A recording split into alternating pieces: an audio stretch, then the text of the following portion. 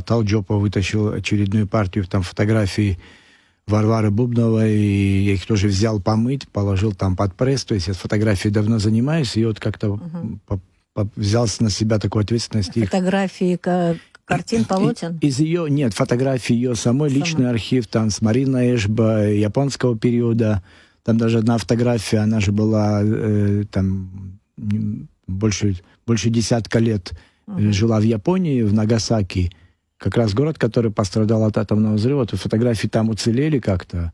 А вот здесь это просто какая-то такая ухмылка истории мрачная, и я не знаю.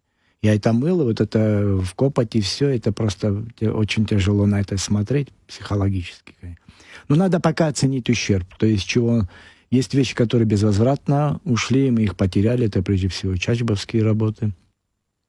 Я не знаю, как это все можно восполнить, я думаю, со временем хотя бы несколько работ как-то мы общими силами где-то будем искать и приобретать.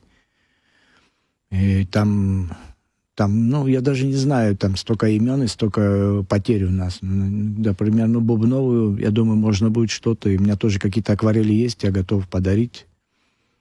И еще буду искать по аукционам литографии ее работы, то есть что буду находить. Ну, часть буду дарить, часть оставлю себе, потому что я не знаю, где лучше храниться уже. И вообще я сторонник, наверное, маленьких, небольших музеев, и лучше их будет несколько, чтобы все в одной корзине не держать.